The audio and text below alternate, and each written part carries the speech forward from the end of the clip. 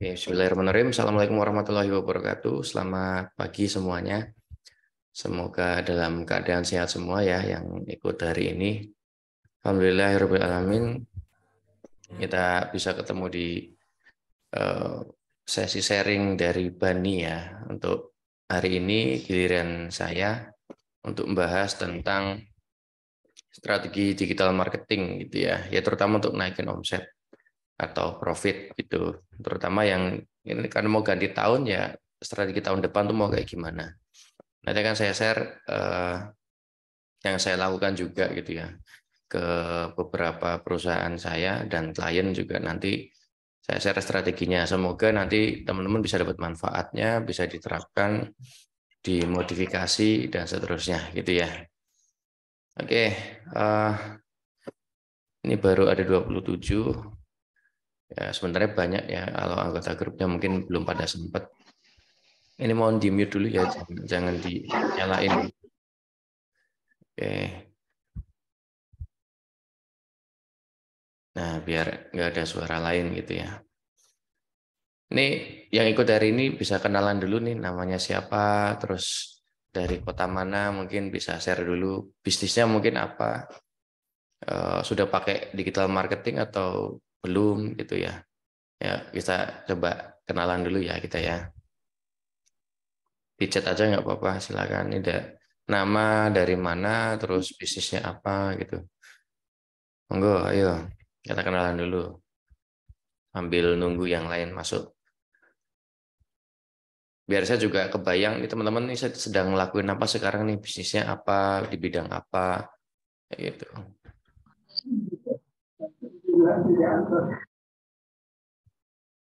Mbak Ayu dari Minggir, Putrama Packaging ini kayaknya pernah ikut ya di apa salah, saya waktu itu pernah yang dari Minggir Sleman.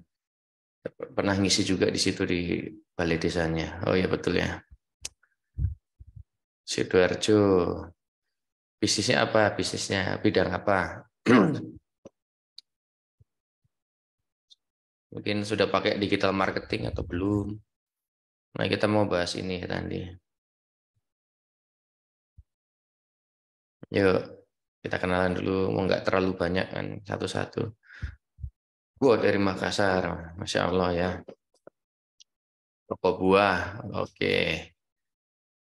Toko buah juga bisa loh nanti di apa diaktifasi pakai digital marketing.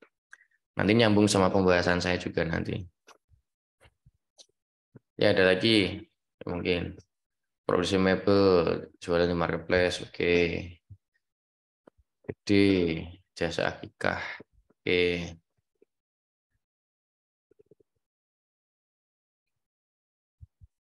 Bisa, bisa banget di digital marketing kan. Yang lain belum semua nih kayaknya nih, masih banyak yang belum. Ya sambil nunggu teman-teman yang lain kenalan dulu biar saya tahu. Oh bisnisnya ini gitu.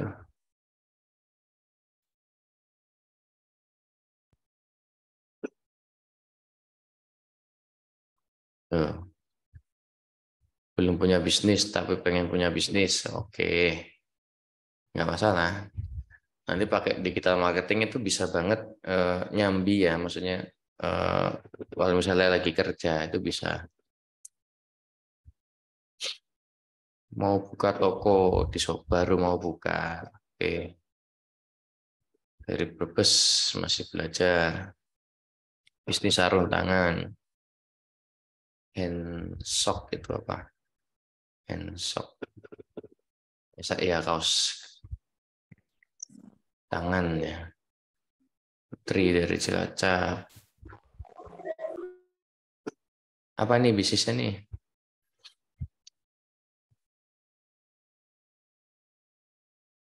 Ada yang sudah pernah ikut saya, maksudnya kelas atau webinar saya mungkin sebelumnya dari 28-an ini. Kecuali tadi Mbak Sapa tadi sudah pernah ikut ya.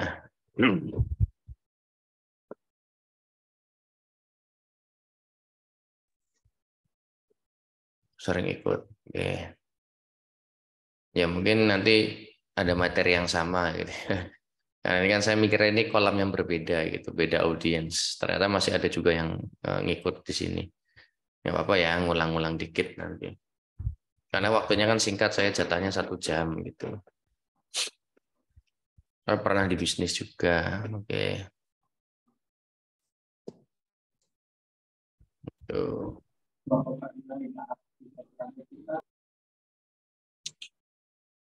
Bakery, fried chicken. Oke, menarik ya. Banyak macam-macamnya, banyak backgroundnya. Ada yang sudah online, ada yang belum, masih offline, ada yang bahkan baru mau buka bisnis. Ya, semoga materi ini bisa jadi manfaat ya. Yang mau buka bisnis sudah punya bayangan digital marketing itu seperti apa, yang sudah punya jadi lebih ngerti ya, dan lebih bisa mengoptimasi. Oke, kita mulai aja materinya tentang strategi digital marketing.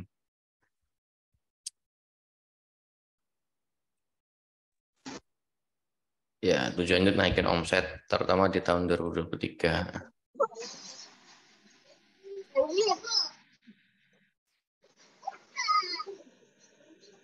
Ini tolong di mute ya.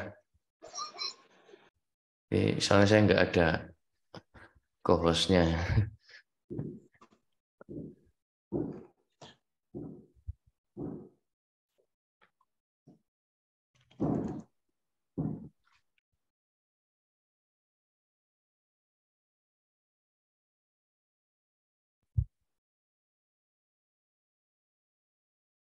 Ya, saya kunci aja. Oke, ada Dewa. Kang Dewa bukan nih? This is the IT. Rok celana prosen seragam. Oke. Insya Allah waktunya 1 jam ke depan ya. Ya ini singkat, nggak bisa bahas teknis, tapi lebih ke mindset, apa namanya, knowledge ya, pengetahuan, insight yang terutama saya lakukan gitu. Jadi terutama tahun 2023 ini memang saya lagi banyak ngelakuin raker ya di bulan ini untuk persiapan lepas landas tahun depan. Nanti saya ceritain. Perkenalan dulu ya, yang belum kenal ya, salam kenal, nama saya Bayu Agus Prabowo. Eh, Kalau di Bani, mungkin teman-teman tahunya Bani atau di Gmap ya, itu saya partnernya Mas Latif ya di Bani itu. Jadi kita bersirkah atau berpartner gitu ya untuk ngelola Bani ini, bikin Bani.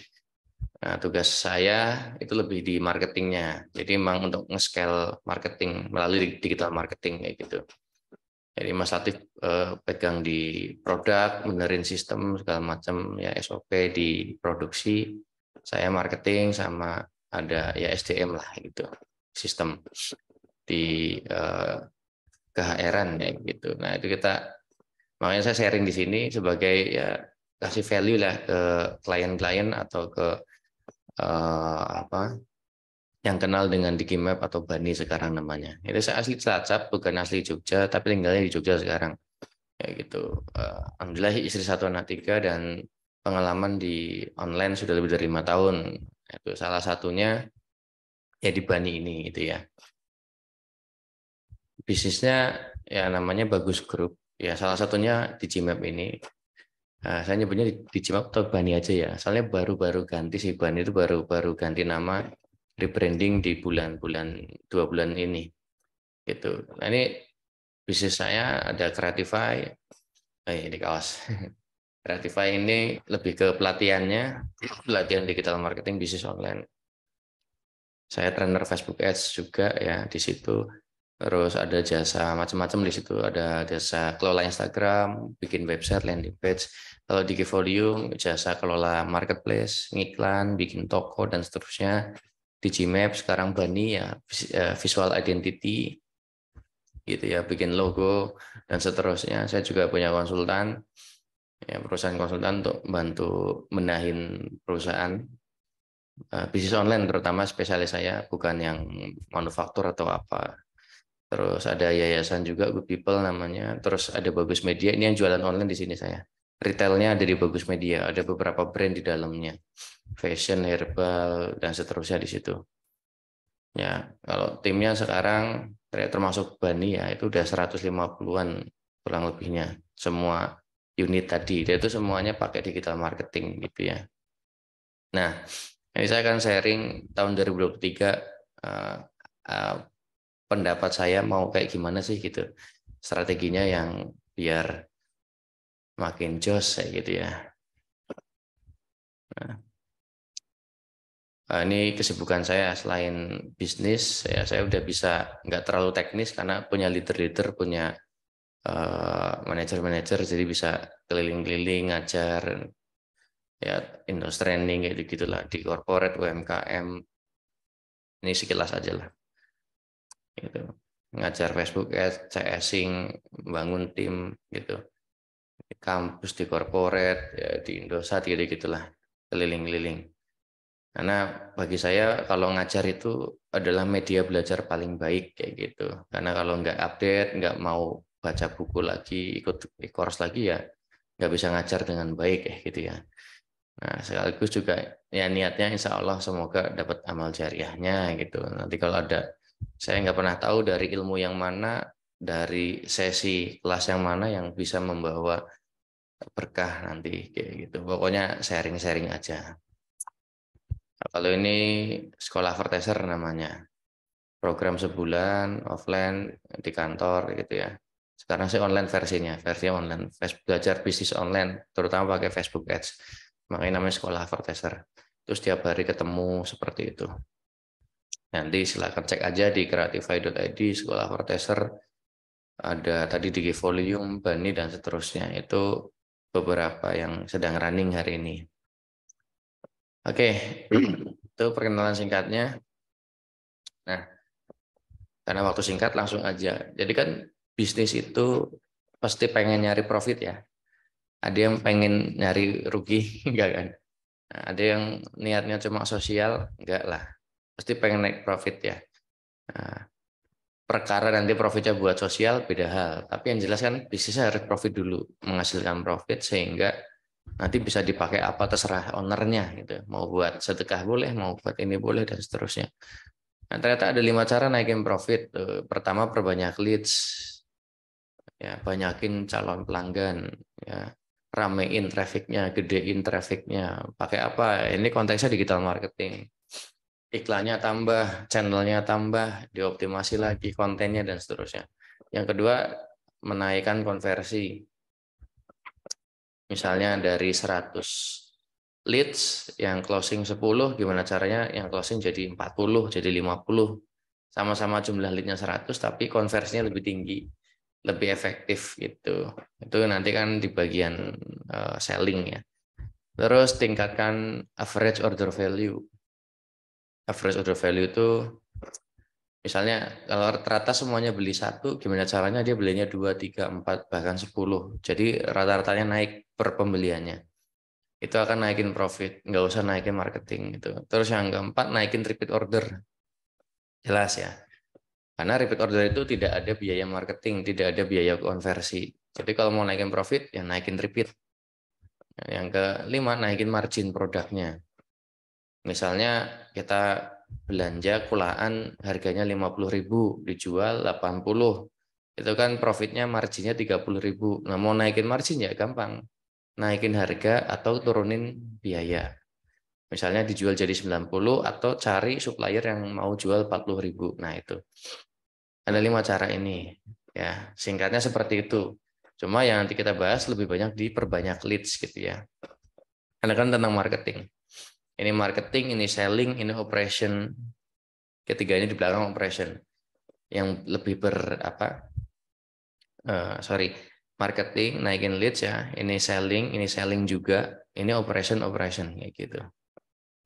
Ini simulasinya. Simulasinya. Jadi nanti kalau teman-teman berbisnis atau sedang berbisnis, kalau mau naikin omset profit, ini saya kasih jurusnya, gitu ya. Jadi jangan cuma fokus di satu titik. Ternyata ada 5 cara. Nah, pertama nih, ini saya ceritain kondisi awalnya. Misalnya nih, bulan ini atau bulan kemarin leads-nya dapat 10.000 prospek. Entah lewat apapun lah, marketplace, Google Ads, Facebook Ads, apapun, TikTok. Pokoknya dapat 10.000 leads. Nah, cuma dikonversi, bukan cuma, berhasil mengkonversi 40%. Jadi dari 10.000 dikonversi 40 jadi 4.000. customernya, semuanya beli satu, nggak ada yang beli lebih dari satu, harga satunya 100.000, maka omsetnya 400 juta. Kalau marginnya ditetapkan 20%, si owner atau perusahaan netapin margin 20%, maka profitnya 80 juta gitu ya. Ini kondisi awal. Kan mau naik profitnya, caranya gimana ya? Nah, tadi kan ada 5 cara. Pertama, naikin leads. Nah, coba naikin 10% dari 10.000, terus besok iklannya ditambah, mungkin kontennya diperbaiki, channelnya ditambah, dan seterusnya, naik jadi 11.000 jumlah leads-nya. Nah, CS-nya, tim customer service-nya, tim selling-nya, ya salesman-nya, atau pokoknya yang bagian penjualan, juga dilatih, di training, gimana caranya naik skill-nya sehingga konversinya naik dari 40 naik 10% jadi 44%. Maka customer-nya naik jadi 48, 40. Dan tadi CS-nya, ya kalau di online kan nyebutnya CS gitu ya. CS-nya juga dilatih gimana caranya belinya nggak cuma satu. Berarti ngelakuin upselling, cross-selling. Dari perusahaan nyediain paket-paketan bundling misalnya.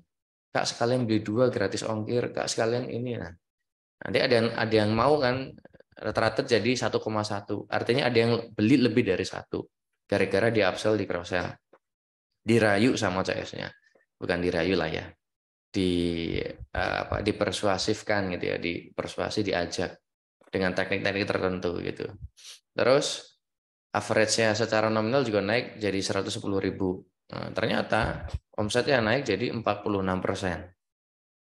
Padahal cuma naikin 10, 10, 10, 10, naiknya ujungnya 46. Terus margin, misalnya perusahaan nemuin supplier lebih murah, nemuin bahan yang lebih murah misalnya. Sehingga marginnya naik 10% dari 20 jadi 22. Atau naikin harga misalnya, naikin harga jual, naik jadi 22% marginnya. Gitu. Maka ujungnya naik 61%. Nah, bayangin. Cuma naikin 10, 10, 10, 10, 10, ujungnya naik 61. Apalagi kalau leads-nya kita bisa naikin 2 kali lipat. Apalagi kalau konversinya naik jadi 50%, AOV-nya naik jadi 1,5 misalnya, dan marginnya jadi 30%. Naik, naik, naik, naik, ujungnya pasti lebih gede lagi. Gitu. Terus saya kasih tahu singkatannya average order value.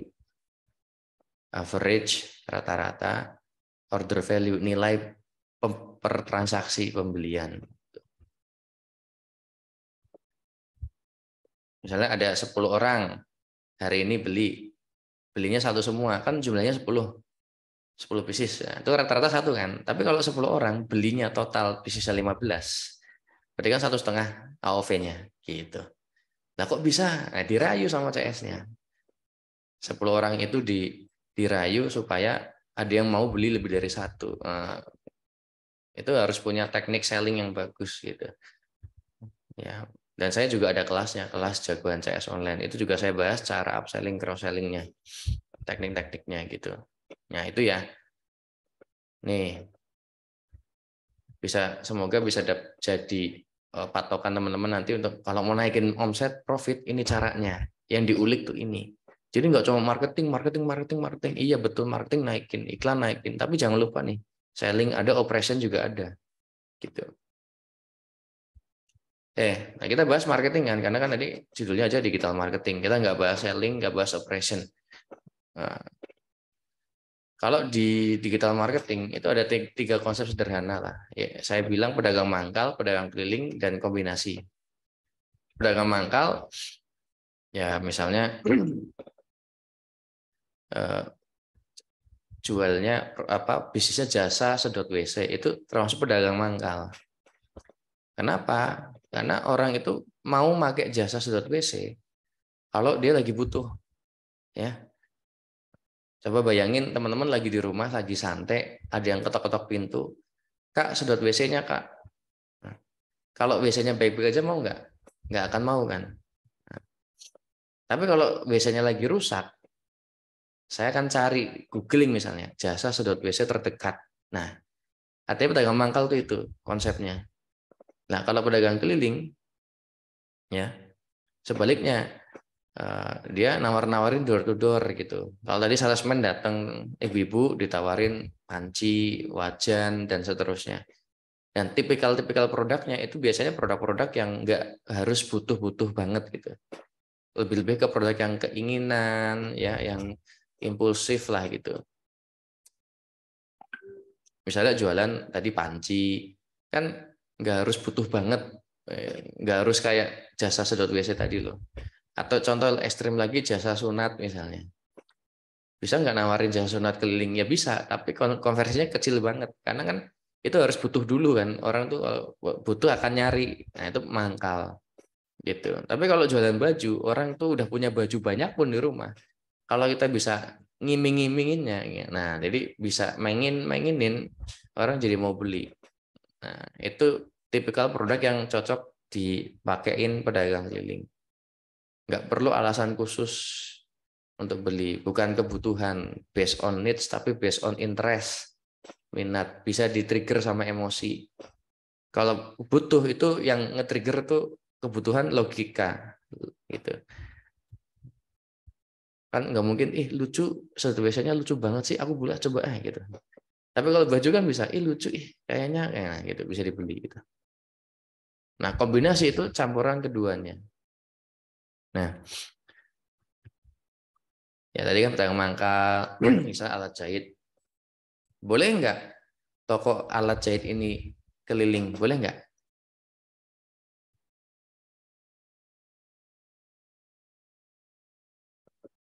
Boleh nggak?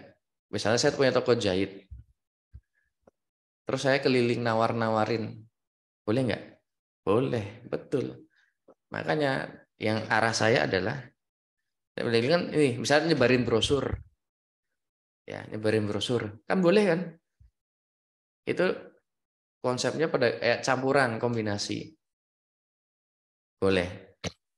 Maka arah saya adalah tahun 2023 kombinasikan kedua cara ini, mangkal dan keliling mainin semua. Cuma gini, atur energinya. Kalau kita paham pedagang apa produk kita tipikalnya itu cocok yang pedagang mangkal, dicari, nggak bisa ditawar-tawarin langsung, maka energinya 80% misalnya arahkan ke aktivitas marketing yang ngoptimasi pedagang mangkal. Contohnya kalau di online ya SEO, Google kan, bikin website, kita kok apa namanya optimasi supaya ketika orang nyari jasa sedot WC terdekat yang muncul salah satunya website kita. Gitu. Atau di YouTube dia mau cari review jasa sedot WC kayak gitu. Pasang di YouTube. Nah, itu kalau kita sadar produk kita lebih ke needs, kebutuhan yang dioptimasi lebih banyak, bukan semua ya, energinya 80%-an misalnya. Itu arahkan ke pedagang mangkal, SEO, YouTube. Nah, sisanya keliling boleh nggak? Boleh, sebar-sebarin awareness lewat sosial media. TikToknya bikin ya, misalnya apalah tips supaya tidak mampet apa. Jadi ketika orang sering lihat konten kita, lama-lama kan hafal sama brand kita, ya nggak? Lama-lama hafal sama brand kita. Nah, ada namanya rule of seven. Rule of seven itu kalau orang sudah ngelihat kita 7 kali, biasanya akan inget dan mulai trust. Nah, tadi kita udah nyebarin brosur, baliho, nah, di tiang listrik tahu ya, tiang listrik. Tiang listrik, tempelin itu sedot WC, bahkan di WC-nya orang ada tulisan, ada stiker sedot WC. Kalau sering lihat namanya unik, gampang diingat. Nanti ketika orang tersebut butuh sedot WC, yang nomor satu diingat, oh kayaknya kemarin ada namanya X, cari di Google. Jadi googlingnya tuh bukan kata kunci apa namanya jasa sedot WC, tapi kata kuncinya brand. Misalnya Arsa, langsung cari Arsa sedot WC. Oh ada nih, Google Maps-nya ada, ya YouTube-nya ada, dia review, coba cek lagi reviewnya. Oh apik kok, bagus kok. Di Google Maps ada review. Bintang 5, oh memuaskan. Nah, itu yang dibangun di era digital marketing tahun depan. Nggak usah tahun depan sih, dari sekarang. Rating, review, rekomendasi, itu yang dibangun. Tuh. Dengan cara mangkal dan keliling.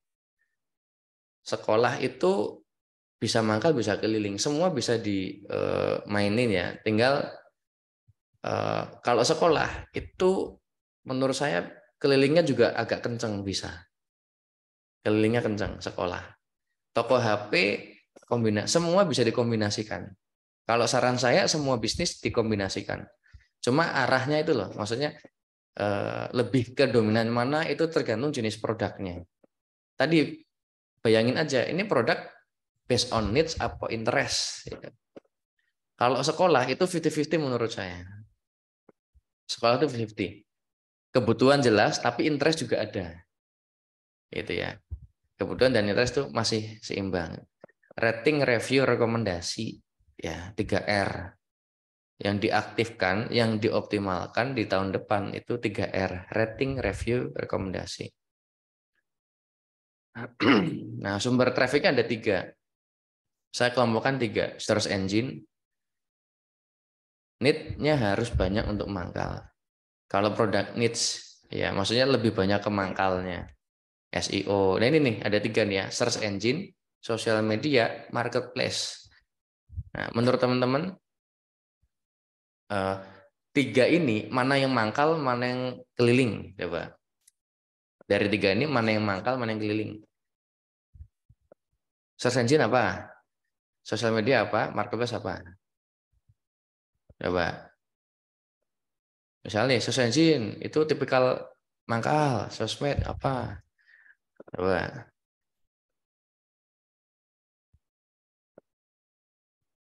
Search engine mangkal. Nomor 2, sosmed. Sosmed apa? Sosmed keliling. Marketplace? Marketplace apa?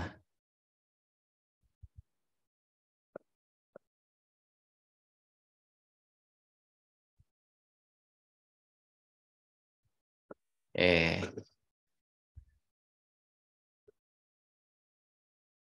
iya. Nah, itu. Jadi menurut saya search engine jelas mangkal ya, karena kan dia diem.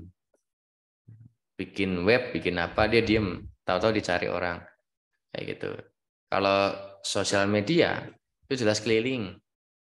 Lebih ke keliling kan. Dia maksudnya orang lagi nggak ngepikiran kita, tahu-tahu nongol.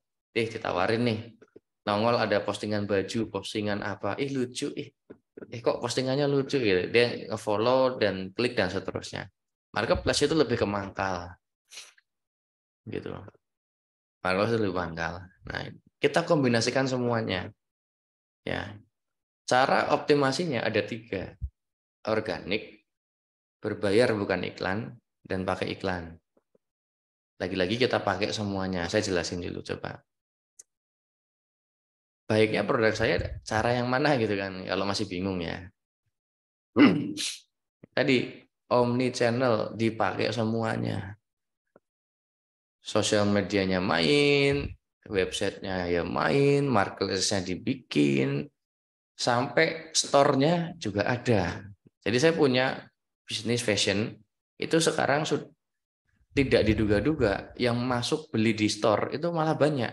Lumayan banyak nih. Makin di sini makin naik, mendekati lebaran terutama. Ini saya fashionnya muslimah soalnya. Padahal lokasinya di Muntilan, masuk gang.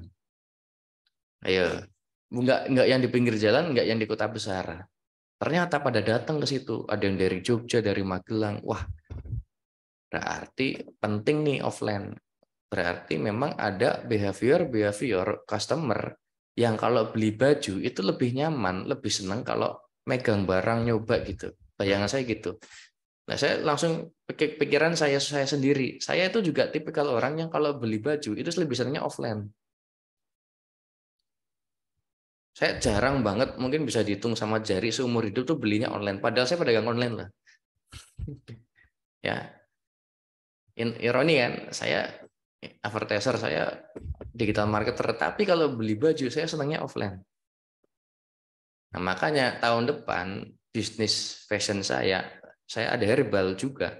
Saya mau rencananya di blueprintnya adalah masang titik-titik store. Ya tentu harus pakai strategi gitu. Artinya itu penting juga di tahun depan menurut saya. Arahnya akan ke situ soalnya. Jadi awareness lewat online, lewat udara, orang ke trigger lewat udara, bagus nih. Dia tadi kan googling, kok ada store-nya, datang ke situ. Itu sumber trafficnya. Bikin kan kalau dulu kan bikin store kan ngandelin traffic pinggir jalan aja kan yang lewat situ. Kalau sekarang enggak, bikin store kita bisa ngedrive traffic lewat online. Awareness-nya segala macam itu di lewat online, silahkan beli di offline. Kayak gitu. Mainin semua. Ini yang saya lakukan tahun depan. Nomor WA ya ada, nanti coba saya share ya. Nah, semakin rumit sekarang, bukan rumit sih, saya nggak mau ngomong yang negatif, semakin kompleks. Keputusan pembelian konsumen sekarang makin kompleks. Dia tuh bisa ngelihat dari mana dulu, misalnya lihat dari TV, dari radio, baliho, baru beli di offline, online, dan seterusnya. Itu. Nah makanya, kalau ini konteksnya kalau membangun brand ya, semua titik itu dimainin. Cuma tadi, atur energi mana yang lebih gede, mana yang penting jalan nih. Bukan yang penting jalan, lebih sedikit energinya. Gitu. Nah, saya kasih namanya ZMOT, Zero Moment of Truth. Nah, ini istilah yang diterapkan oleh Google, namanya Zero Moment of Truth. Apa sih itu Zero Moment of Truth? Intinya ya, kalau dijelaskan singkatnya, kan kalau kita jualannya online, orang nggak bisa ngelihat produk kita kan, nggak bisa megang, ngerasain, jilat segala macam. Ada lima apa namanya panca indera kan, fakok, visual, auditory, kinestetik, olfatory, galvatory. Yang bisa kita sentuh di online cuma dua, auditory sama visual. Bisa nggak orang megang produk? Nggak bisa. Bisa nggak nyicipin misalnya kuliner? Nggak bisa. Bisa nggak nyium? Nggak bisa. Yang bisa diserang mata sama telinga. Itu namanya zero moment of truth. Ya. Ini stimulusnya mata ke telinga kan, stimulusnya lewat mata dan telinga. Radio, podcast, TV, iklan, video. Ketika orang ke stimulus, iklannya menarik bagi dia, lucu, menarik, inspiratif, nanti biasanya orang akan research. Lewat mana? Terserah dia, referensinya di mana senangnya. Ada yang senangnya googling, ada yang senangnya YouTubing, ada yang senangnya di Instagram nyarinya, ada yang senangnya di Facebook, ada yang senangnya nyari teman, tanya teman, ada yang senang, macam-macam. Makanya tadi saya bilang mainin semua channel. Karena orang tuh makin kompleks sekarang.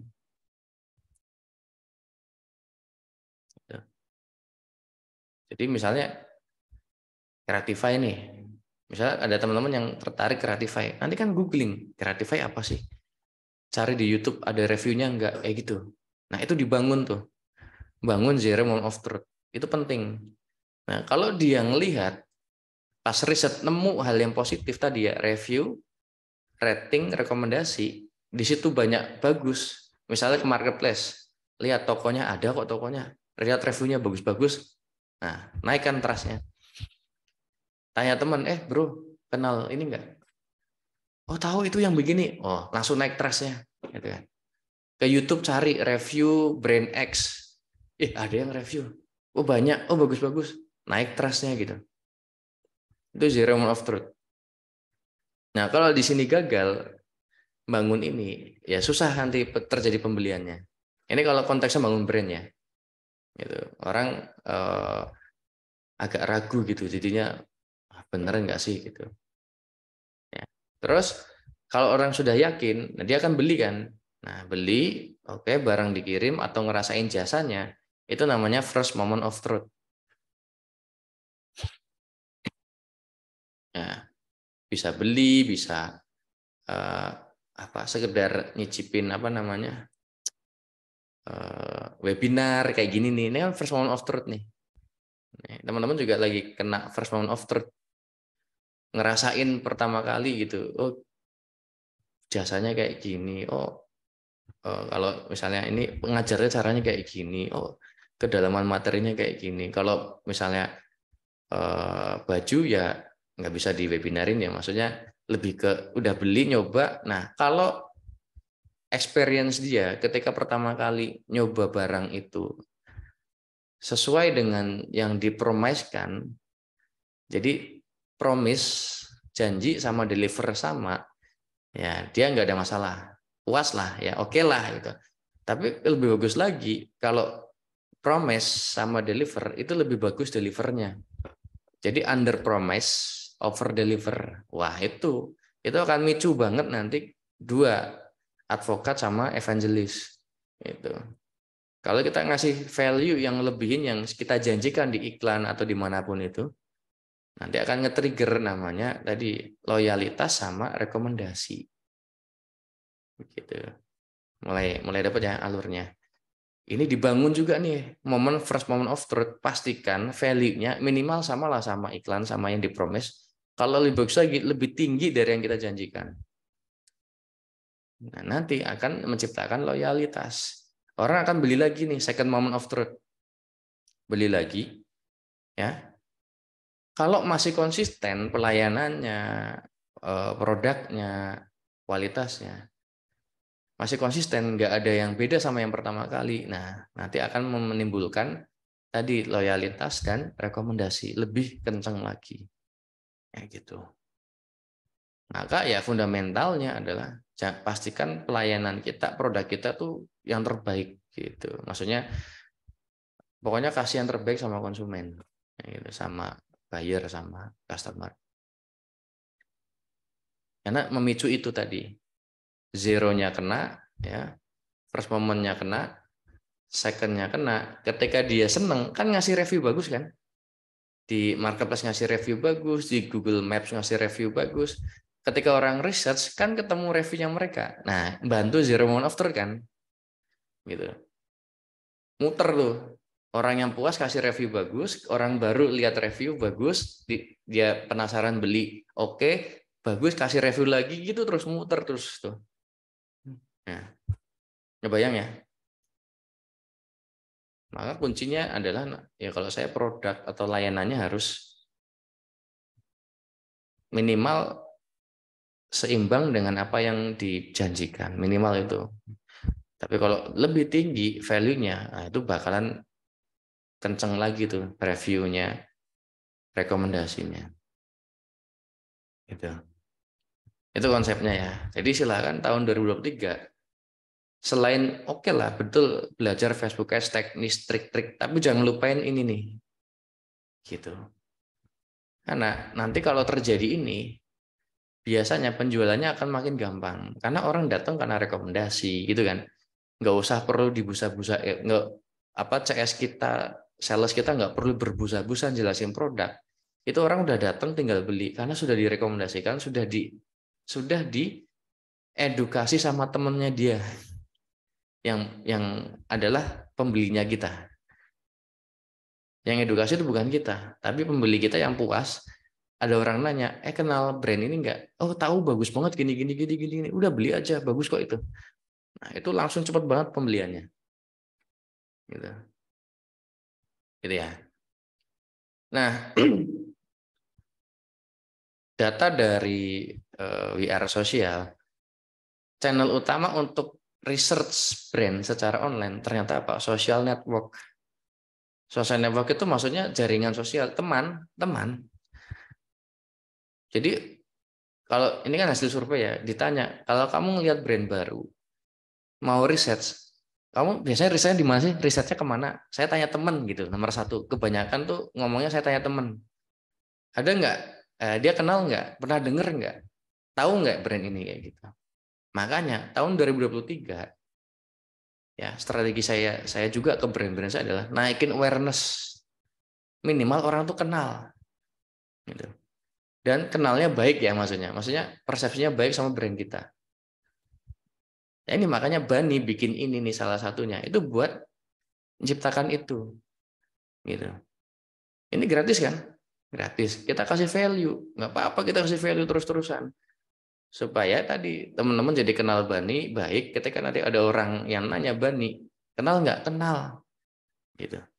Tahu, udah berkali-kali ikut, kayak gitu. Meskipun teman-teman nggak beli, ya. Tapi kalau ada contoh gini deh, realnya di saya. Saya kenal Mas Dodi Zulkifli, tahu ya pakar branding ya. Saya belum pernah ikut kelasnya beliau. belum pernah beli bukunya, tapi sering lihat kontennya di Instagram, di Reels yang bagus-bagus tuh kan, Reelsnya bagus banget lah, insight-nya dalam-dalam. Nah, kalau ada klien saya atau alumni saya nanya, Mas, brandingnya gini gimana Mas? Ya saya kasih saran, cuma Mbak, Mas kalau mau belajar branding sama Mas Dodi aja, paham nggak? Itu alurnya.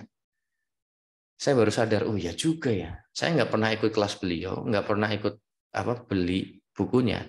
Tapi kalau ada orang nanya, kalau mau belajar branding sama siapa, saya rekomendasinya ke sana. Padahal saya belum pembeli loh. Karena apa? Mas Dodi itu konsisten ngasih value-nya ke siapapun, nggak harus konsumen, gitu. Niatnya udahlah sebar aja manfaat, nanti biar Allah yang urus gitu. Biar Allah yang urus. Nanti dari mana datangnya, ya, saya nggak bisa kontrol. Udah pokoknya share gitu aja. Nah itu salah satu tahun 2023 yang akan kita lakukan, sharing value sebanyak-banyaknya konsisten. Udah nanti datangnya dari mana, wis manut Gusti Allah gitu. Karena datanya ini nih, Februari social network nomor 1, kedua baru search engine. Makanya apapun brand kita, apapun jenis produk kita, perhatikan search engine juga. Minimal nongol lah kalau dicari nama brand kita, minimal nongol di situ gitulah. Jangan sampai dicari brand kita yang nongol brand lain. Karena orang nomor 2 search engine. Gitu. Ya. Consumer review nomor 3. Dia lihat rating, lihat review di marketplace di ini. Itu juga lihat. Jangan sampai itu banyak negatifnya di situ. Ya, berarti kan harus jaga kualitas kan. Operation kan tadi. Dijaga, jangan sampai telat kirim, salah kirim sehingga reviewnya jelek. Gitu. Yang 4 brand, website. Website penting juga. Karena ketika dicari di search engine nemu website kan dibukaan websitenya. Lah kalau websitenya ancur-ancuran, maksudnya tidak update, layoutnya berantakan, ini brand apa toh gitu. Turun kan kredibilitasnya. Nah, dan seterusnya. Tuh. Itu ya. Nah, kalau optimasinya ada 3 tadi kan, organik, berbayar non-ads, berbayar ads. Semua dimainin jelas. Cuma ada kelebihan kekurangannya masing-masing. Organik contohnya Facebook marketing, IG marketing, TikTok marketing. Ya. Kelebihannya biayanya lebih kecil, bahkan gratis ya. Resikonya kecil. Cuma tantangannya karena organik butuh waktu, proses, jangkauannya pasti dibatasi sama algoritma. Tapi tetap kita mainkan supaya kita nggak tergantung sama ads terus ya gitu. Bisa ngurangin rasio ads lah gitu ya. Kalau tipsnya organik yang diserang tahun depan adalah kalau saya video vertikal. Apa itu video vertikal? Reels, short, TikTok. Kalau mau main organik, kencengin 3 ini.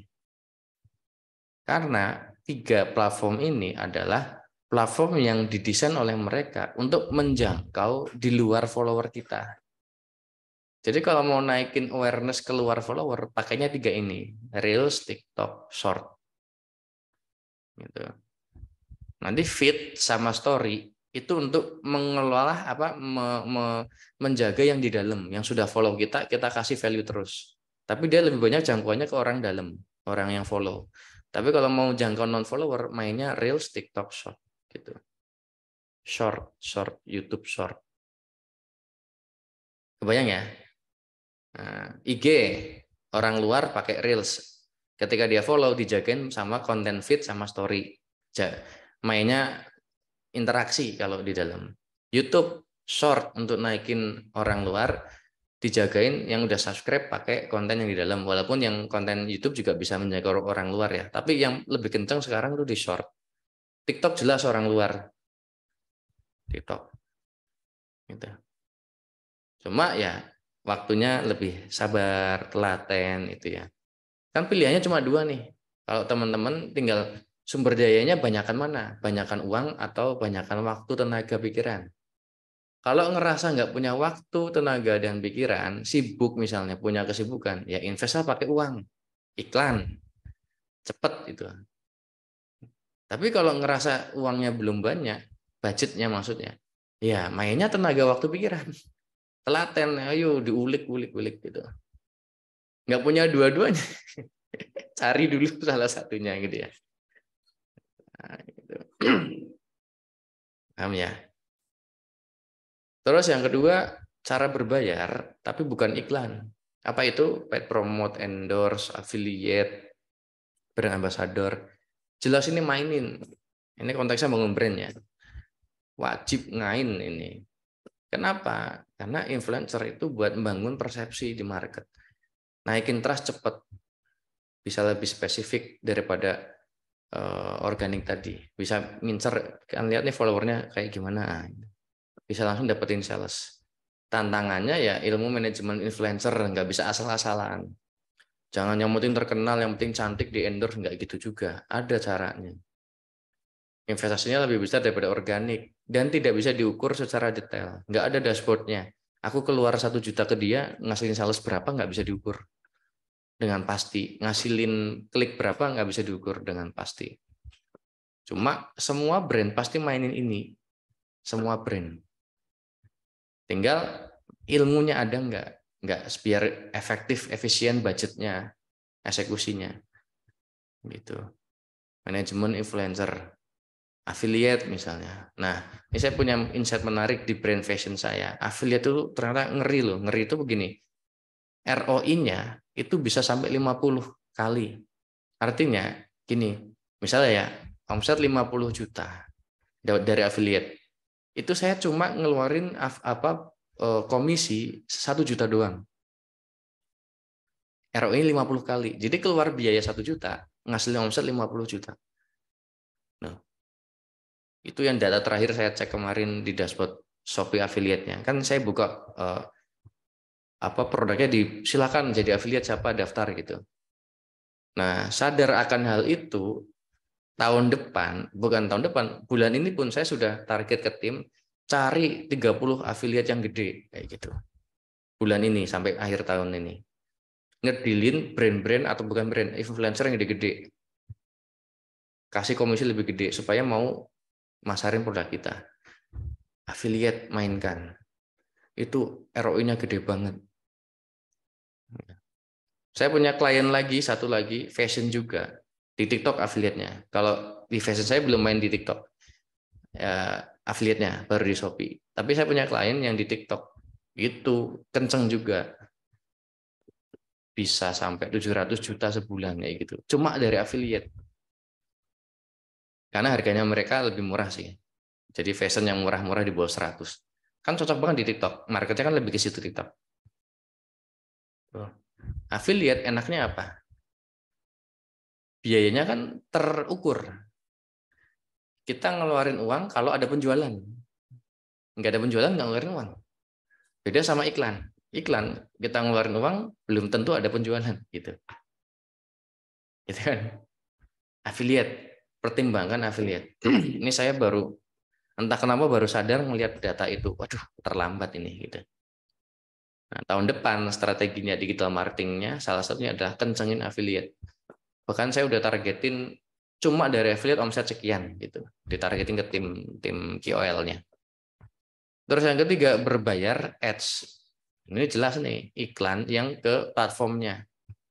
Facebook Ads, Instagram Ads, Google Ads, TikTok Ads. Kelebihannya cepat, scalability-nya itu lebih bagus, tertarget, terukur. Ada angkanya, uang berapa, kliknya berapa, hasilnya berapa, terukur. Tantangannya, ilmunya lebih teknis, lebih jelimet. Investasi lebih besar, resiko lebih besar. Beda sama affiliate tadi kan, affiliate kita keluar hanya yang terjadi penjualan. Kalau iklan, kita ngiklan belum tentu ada penjualan. Kayak gitu. Cuma ini lebih cepat bisa kita kontrol. Mau se-Indonesia langsung 1 M misalnya, sebulan budgetnya juga bisa. gitu. Itu kelebihannya. Makanya perlu ilmu dulu. Berilmu dulu sebelum beramal. Karena ini resikonya gede. Dan namanya resiko itu tidak bisa dihilangkan, cuma bisa di manage. Dengan apa? Dengan ilmu. Gitu. Ya. Apapun main apapun, nggak bisa ngilangin resiko. Yang bisa tuh diminimalkan dengan ilmu. Belajar dulu, tanya yang sudah pernah.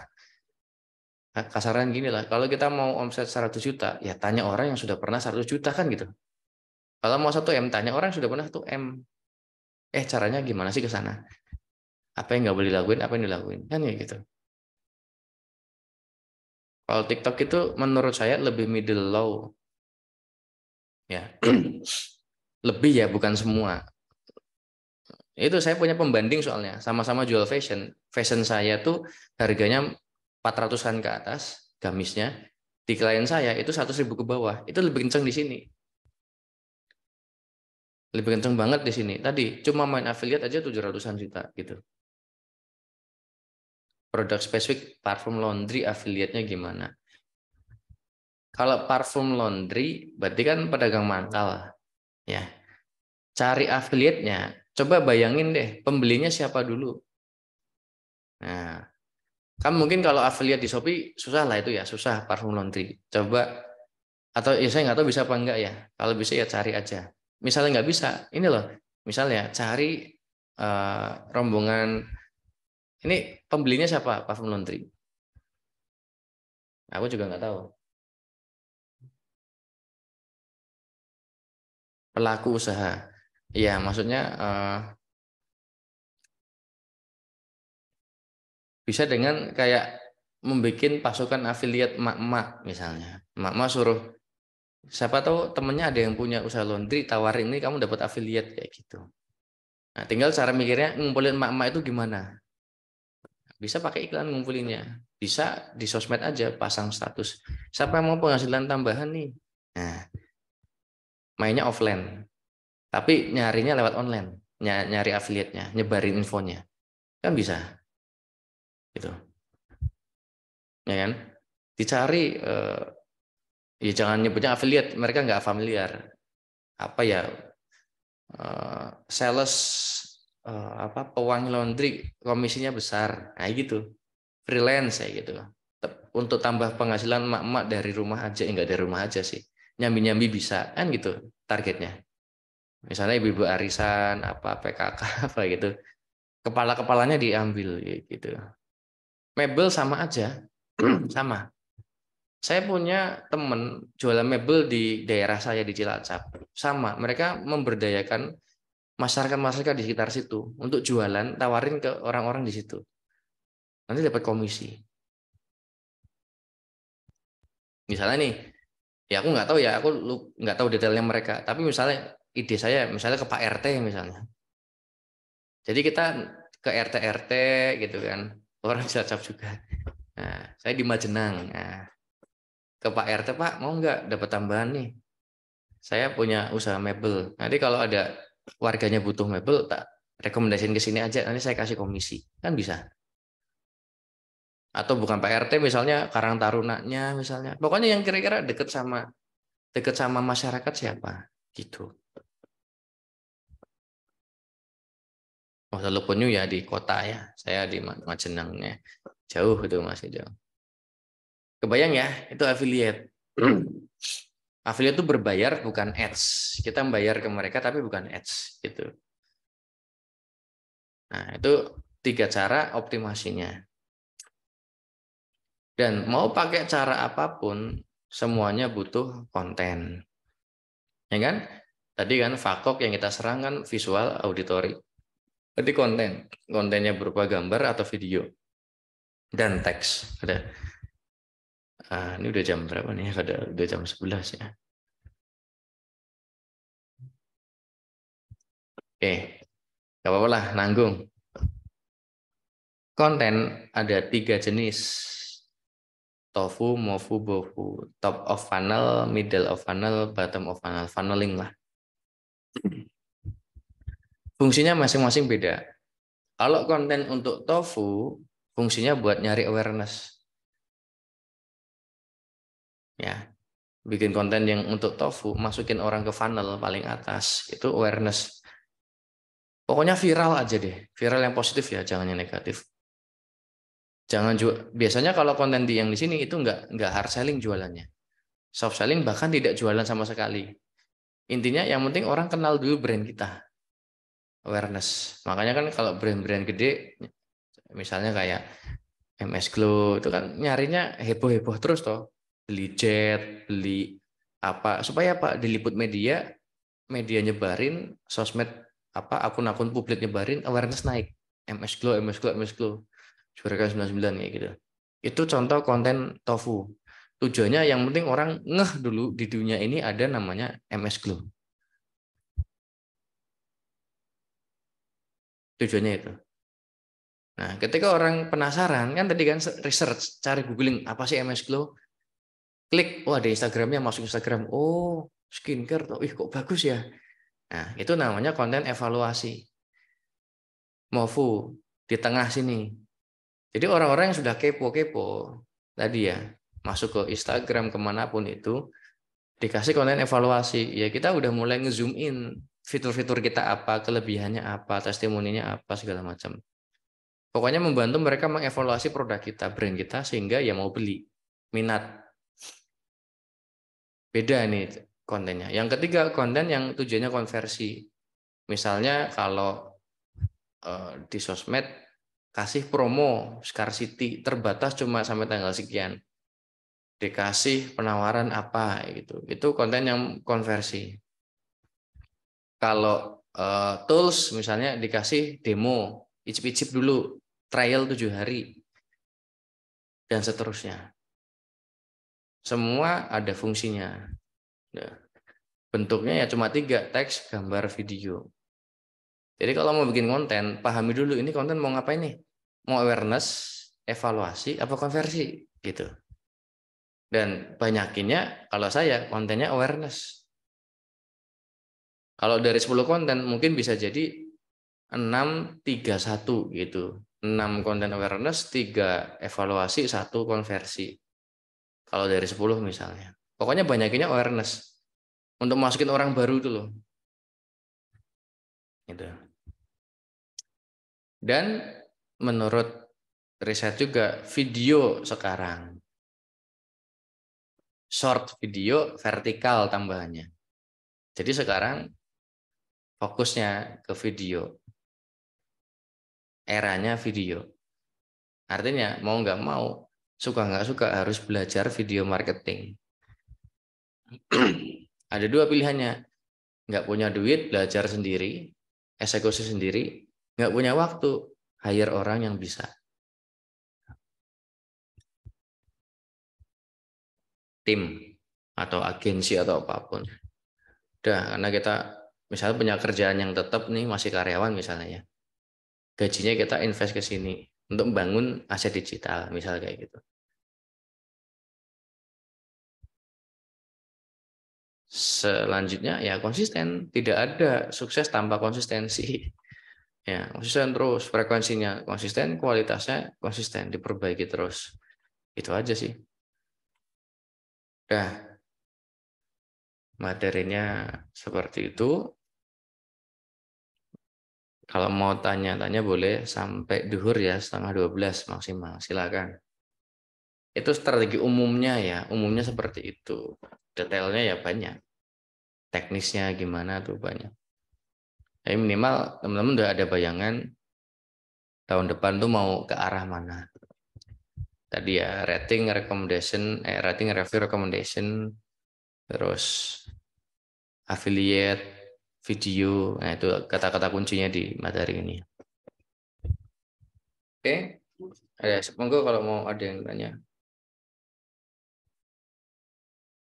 atau sudah cukup.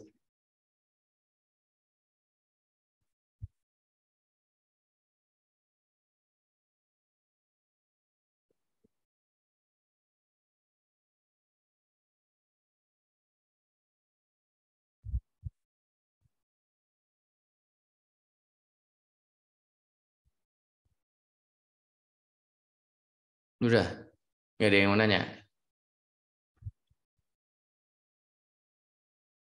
Oke, membagi timing kapan tofu, mofu, ya itu berbarengan Mas. Setiap bulan tuh berbarengan, tinggal ininya apa porsinya aja yang dibagi lebih banyak ke tofu gitu.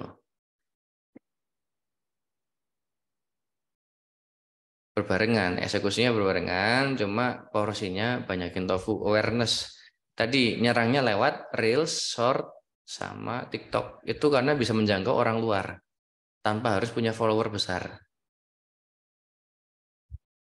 Ya, awareness, fungsinya mereka awareness naik, orang tertarik masuk ke feed. Nah, feed itu dipenuhi sama konten mofu, evaluation. Nanti ketika mereka suka kan follow. Kan follow IG kita, follow TikTok kita, subscribe YouTube kita, follow. Nah, di dalam situ kita jaga pakai konten mofu, evaluasi benefitnya apa, produk kita kenalin satu persatu, zoom in fiturnya satu-satu dikenalin, pecah-pecah, testimoni kenalin di situ.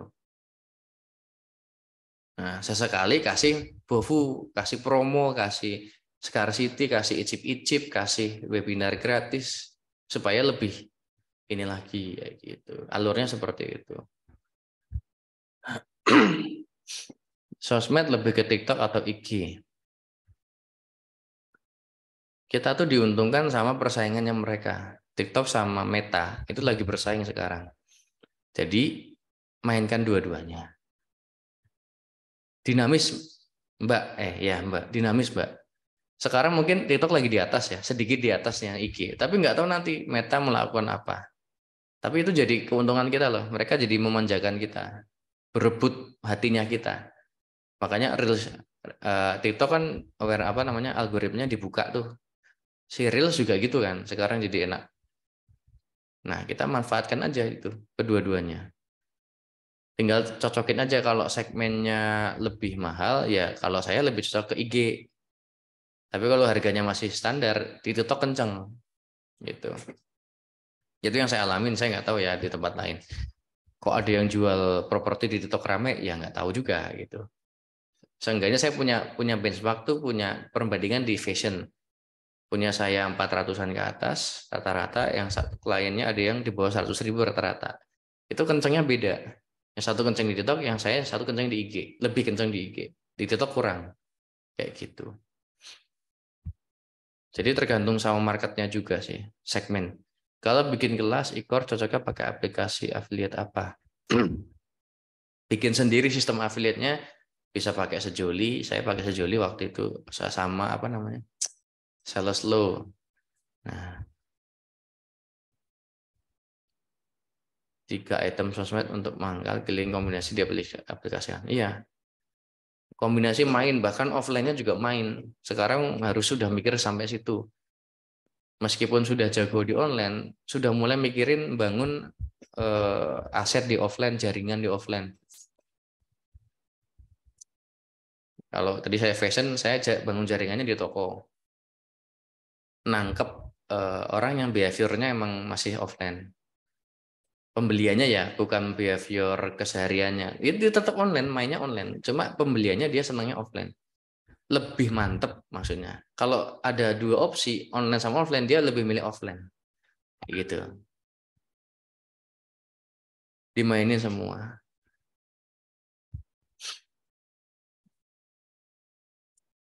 Ya makanya nanti butuh tim, butuh ilmu. Nah, tugasnya owner, ya sinau terus, belajar terus.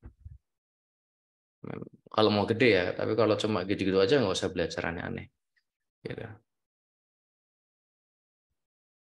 Kalau produk yang sudah pernah di branding, akhirnya supplier di marketplace sudah tidak stok lagi gimana? Maksudnya gimana nih? Produk yang sudah pernah di branding, akhirnya supplier di marketplace sudah tidak stok lagi.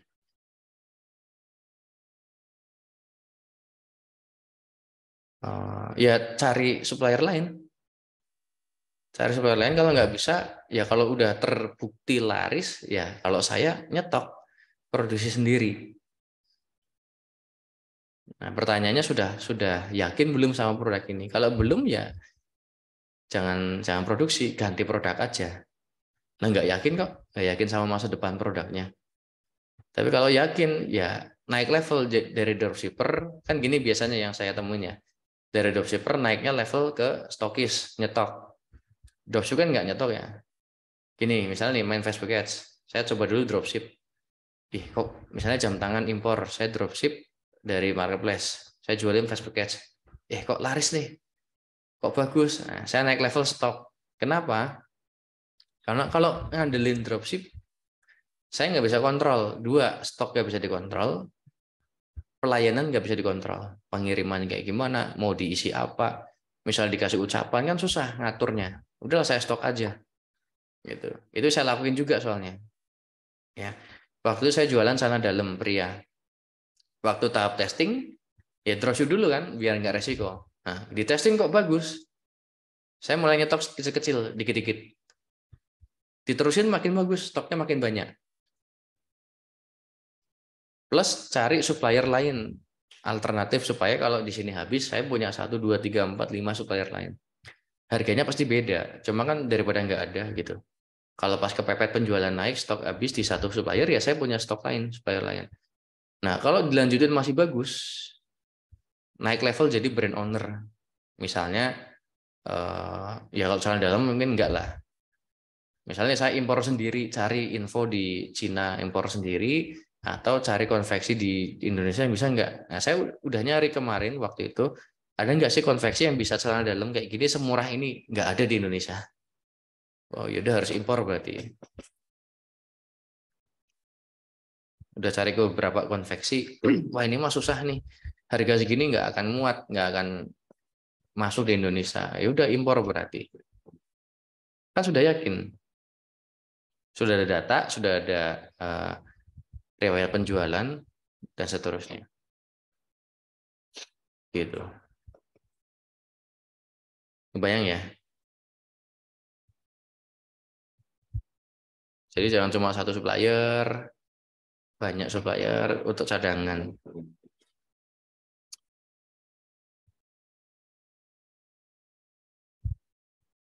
Ada lagi?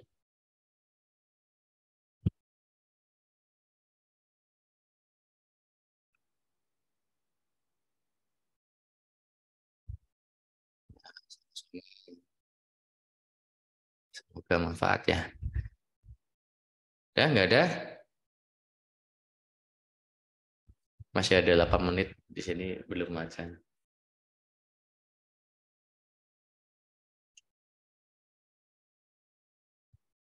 Nggak ada? Ayo udah kalau nggak ada.